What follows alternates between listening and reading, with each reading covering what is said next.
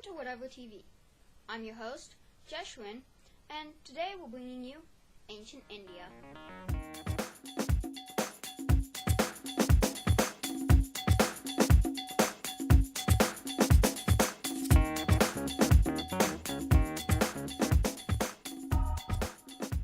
Hey guys, welcome back. I'm here with Lois, and today we're talking India.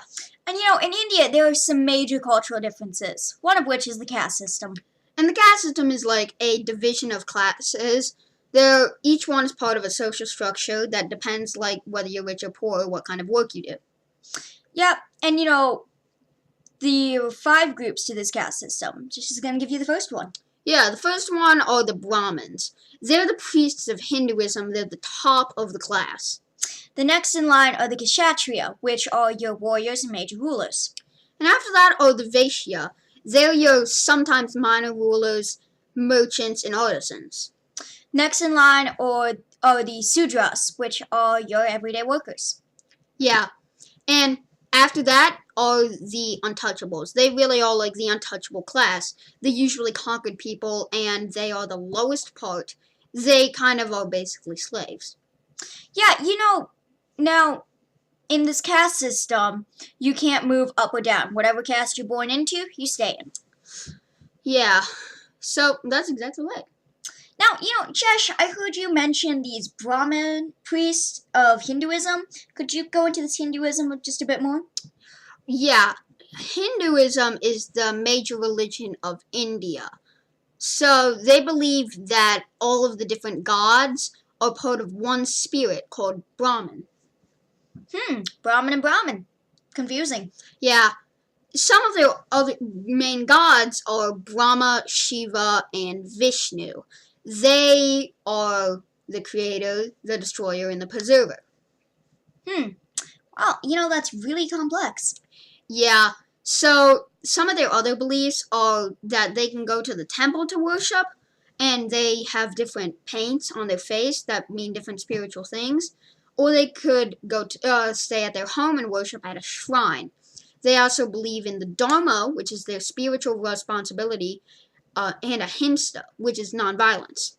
Don't they also have a belief about reincarnation? Yeah, and reincarnation is like a life after death. When you die, you're reborn into another life.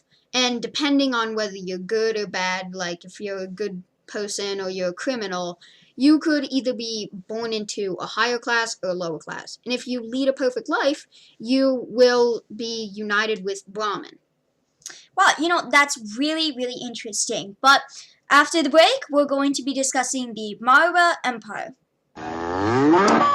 Hey guys, we're back, and now we're talking about the Maurya Empire. Now, the Maurya Empire was the biggest empire in India. Yeah, it was started by Chandragupta in about 322 BCE. Now, Chandragupta actually started as a slave and was educated by his master. So eventually he rose to the power of ruler and became a ruthless leader who ruled with absolute power over his subjects. One of the reasons he was such a powerful ruler was that he had spies planted all throughout his realm, so that if any of the people were thinking of revolting, he would know. Yeah, and the way he conquered so much was because he had war elephants. These war elephants gave his people a huge advantage.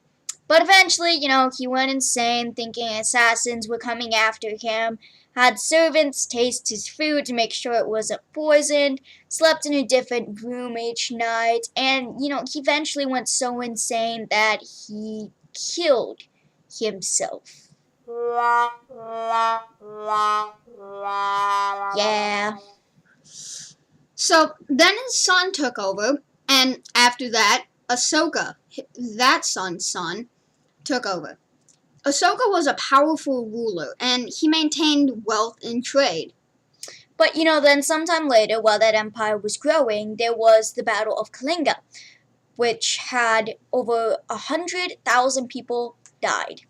That's a lot more than 10,000, folks. It certainly is. And so that's maybe the reason that Ashoka converted to Buddhism.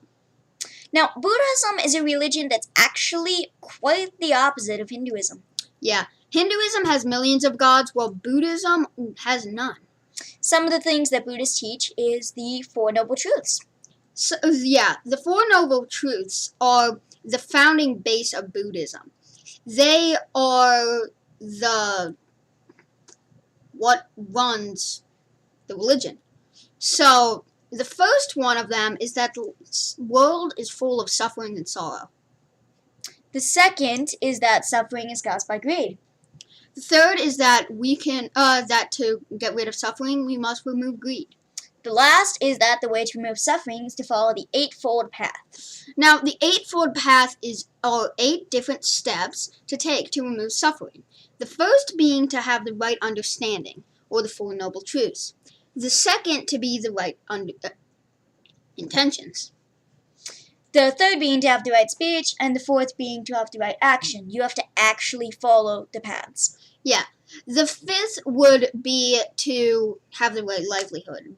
Buddhists believe in ahimsa, just like Hindus, and so they don't want to follow career paths that would break that religious code.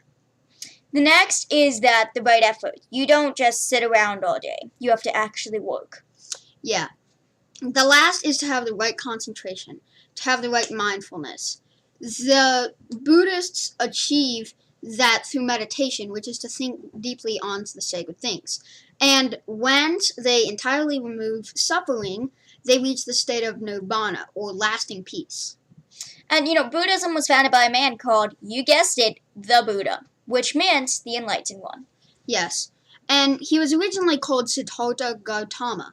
And he started out in a life of luxury and wealth. He had never seen any suffering. And one day, he went on a journey. And while going on that journey, he saw a body being carried to the funeral and suffering and sorrow. So he decided he was going to try to find the answer to why there is suffering. And while fasting under a fig tree for 40 days, he came up with the answer. And the Buddhists call this the Great Enlightenment. He then came up with the Four Noble Truths and the Eightfold Path. And so Buddhists called him the Buddha, which means the enlightened one. Wow. Very interesting stuff going on here. Now, we know that's a lot to take in, folks, so next we'll be back soon, and this is Whatever TV signing out.